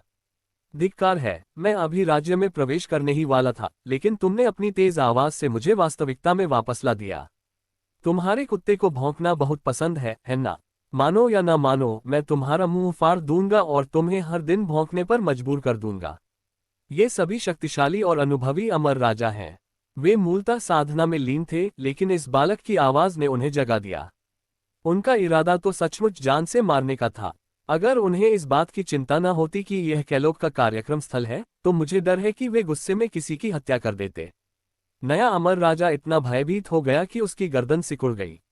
इस सफलता की खुशी को व्यक्त होने से पहले ही दबा दिया गया। वह सिकुड़ गया और जल्दी से अपनी जगह बदल ली। लंबे समय तक वहां रुकने की हिम्मत नहीं कर पाया। आने वाले समय में समय समय पर महत्वपूर्ण प्रगति होगी। कुछ लोग एक छोटे से दायरे को पार कर लेते हैं और कुछ लोग अमर स्वामी से अमर राजा बन जाते हैं। आभाएं आकाश में उड़ उठी, कितनी शानदार।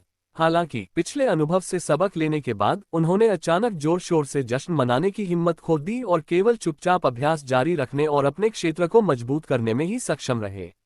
ये भोज एक भोज की तरह कम और एक सामूहिक अनुष्ठान की तरह अधिक प्रतीत होने लगा। देवगिरी महापीठ की प्रतिष्ठा एक बार फिर बढ़ गई है। पूरे लिन्युवान जगत में लोगों ने फुयू पर्वत में हुए परिवर्तनों के बारे में सुना है और काइलोक अनगिनत लोगों के मन में साधना का एक पवित्र स्थान बन गया है। अगर आप इसमें प्रवेश करके कुछ समय तक अभ्यास कर सके तो क्या ये बहुत बड़ा लाभ नहीं होगा। भोज समाप्त होने के कुछ ही समय बाद पूरे लिन्युवान जगत में खुशखबरी फैल गई। तभी देवगिरी महापीठ ने शिष्यों की भर्ती के लिए एक नए विद्यालय के खुलने की घोषणा की, और वह भी विविध पृष्ठभूमि के शिष्यों की भर्ती के लिए। जैसे ही यह खबर सामने आई, सभी लोग बहुत उत्साहित हो गए और शिष्य चयन में भाग लेने के लिए नानहाई के फुयू पर्वत पर चले गए। जब काइलोक का प्रशिक्षुता समारोह पूरे जोर शोर से चल रहा था, तब अमर परिवार में गोंगसुन परिवार चिंतित था। लिन्युवान की विशाल दुनिया में गोंगसुन परिवार एक अमर परिवार है। 3 लाख साल पहले एक अमर चक्रवर्ती का जन्म हुआ था और पवित्र भूमि के साथ साथ गोंगसुन परिवार को अधिपति स्तर की शक्ति से अमर परिवार के रूप में पदोन्नत किया गया था। गोंगसुन परिवार का विकास भी तेजी से हुआ है और कई असाधारण प्रतिभाएं सामने आई हैं, जिन्हें अद्भुत प्रतिभा कहा जा सकता है। बेशक गोंगसुन परिवार के युवा प्रतिभाशाली बच्चों को भी सुलिंग्युन और अन्य लोगों ने बुरी तरह पीटा था। गोंगसुन परिवार की सबसे अद्भुत प्रतिभा समकालीन पीढ़ी की प्रतिभा नहीं, बल्कि अमर चक्रवर्ती गोंगसुन की पुत्री गोंगसुन लुओशिन है। अमर चक्रवर्ती की पुत्री होने के नाते गोंगसुन लुओशिन को 1 लाख साल पहले पीक अमर राजा के स्तर तक पदोन्नत किया गया था। जब तक अमर चक्रवर्ती प्रकट नहीं होते, तब तक उन्हें अजेय कहा जा सकता है। हालांकि हाल ही में गोंगसुन परिवार को एक समस्या का सामना करना पड़ा, जिसने गोंगसुन लुओशिन को मुसीबत में डाल दिया। उस समय अमर चक्रवर्ती गोंगसुन और उनके कुछ साथी अमर चक्रवर्ती आकाश की गहराइयों में स्वर्ग और पृथ्वी के रहस्यों की खोज में निकले थे। परिणामस्वरूप ठीक 6 महीने पहले उन्हें अमर चक्रवर्ती गोंगसुन से मदद का संदेश मिला।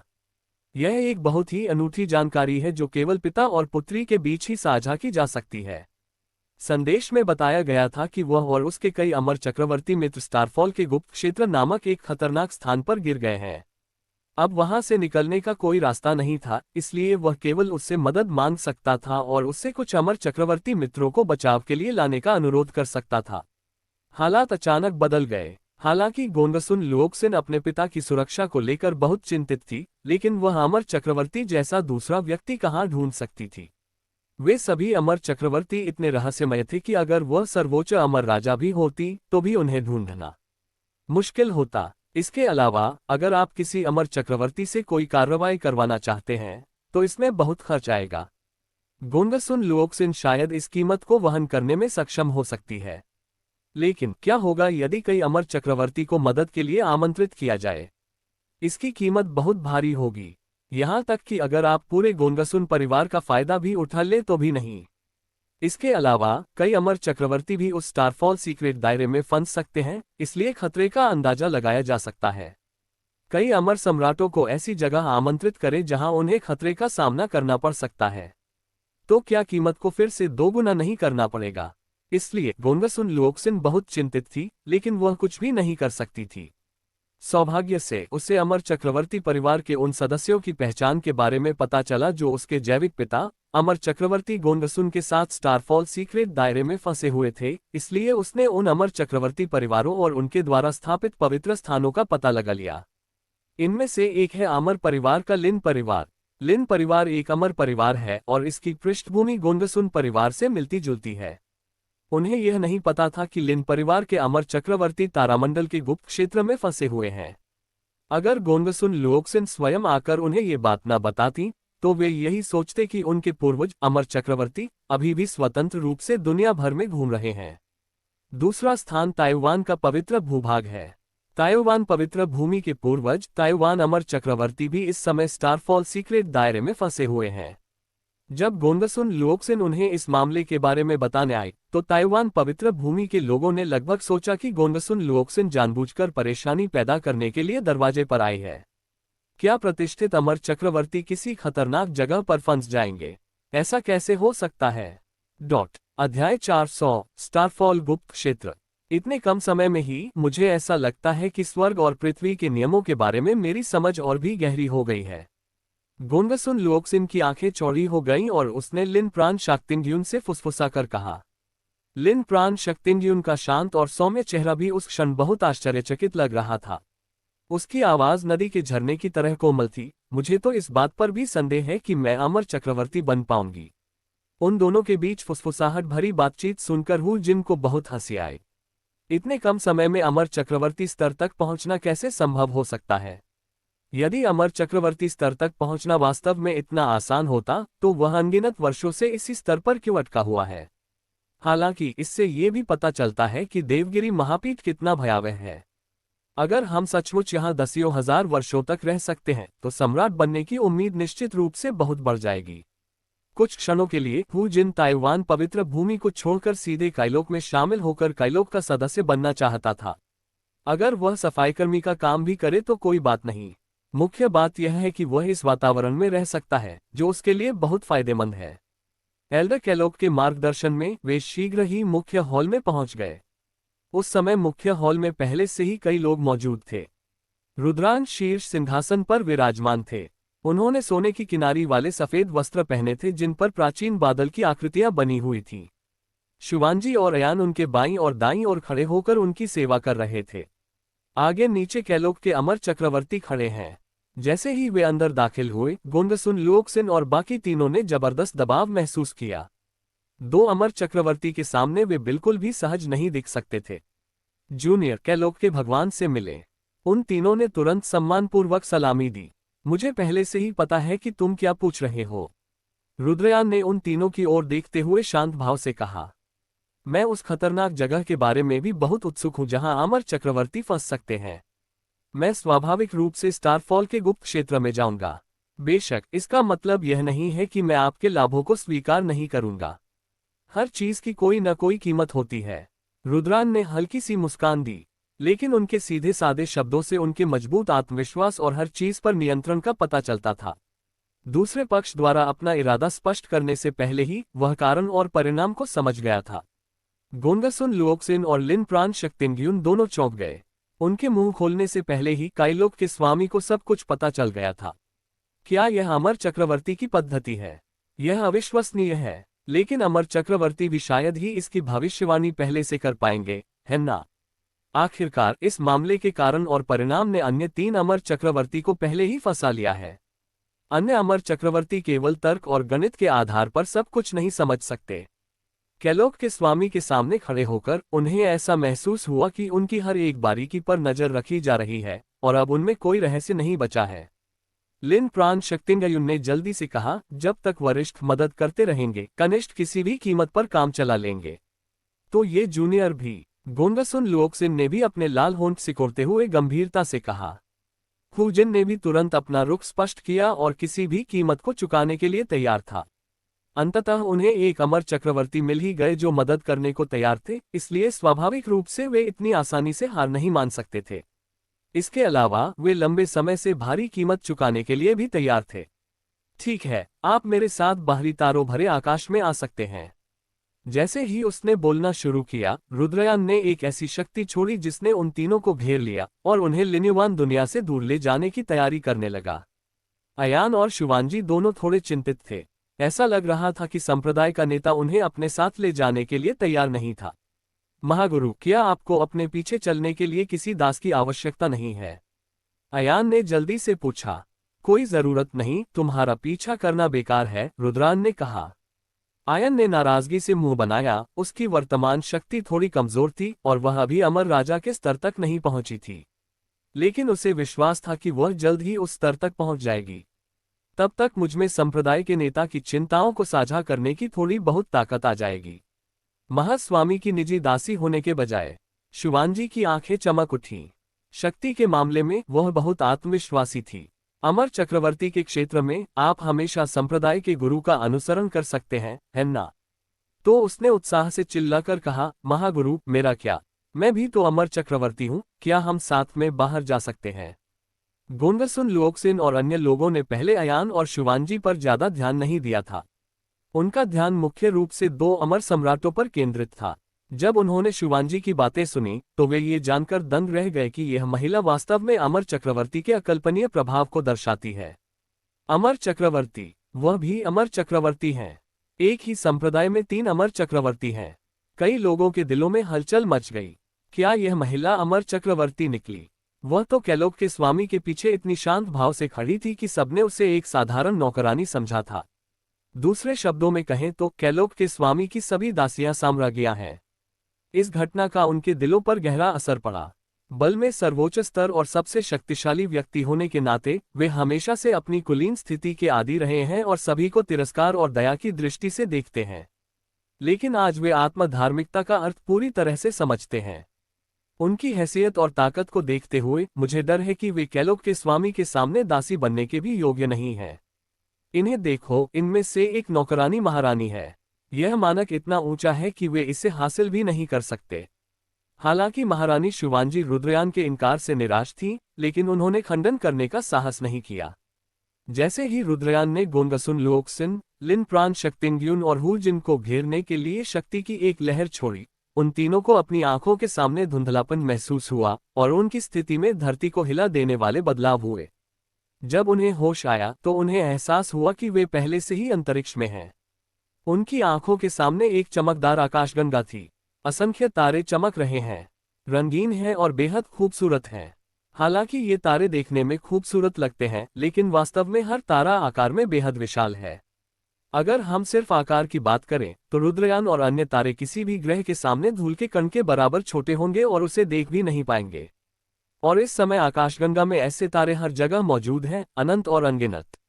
सर्वोच्च अमर राजाओं के रूप में गोंगसुन लुओक्सिन और अन्य लोग स्वाभाविक रूप से कभी कभी अभ्यास करने के लिए बाहरी तारामंडल में आते थे और उन्होंने कई विशाल तारे भी देखे थे। लेकिन ये पहली बार था जब उन्होंने अपने सामने का दृश्य देखा था। भले ही वे दुनिया की सबसे शक्तिशाली युद्ध शक्ति वाले सर्वोच्च अमर राजा हों, फिर भी अनंत तारों का सामना करते समय वे खुद को तुच्छ महसूस करने से खुद को रोक नहीं पाते। इस अनंत आकाशगंगा में मैं धूल के एक तुच्छ कण के समान हूं। इस भारी अंतर और इसके व्यापक प्रभाव ने उन्हें बेवजह घबरा दिया। उनकी भावनाओं में कुछ गड़बड़ी महसूस करते हुए रुद्रन ने एक बार फिर गहरी सांस छोड़ी, जिससे उनके दिलों में व्याप्त बेचैनी, घबराहट और भय दूर हो गया। उन्हें एहसास हुआ कि रुद्रयान ने ही मदद की थी और उन्होंने तुरंत रुद्रयान को धन्यवाद दिया। पहली बार विशाल ब्रह्मांड का सामना करते समय तुच्छ महसूस करना स्वाभाविक है। तथाकथित सर्वोच्च अमर राजा वास्तव में पूरी दुनिया में कुछ भी नहीं है।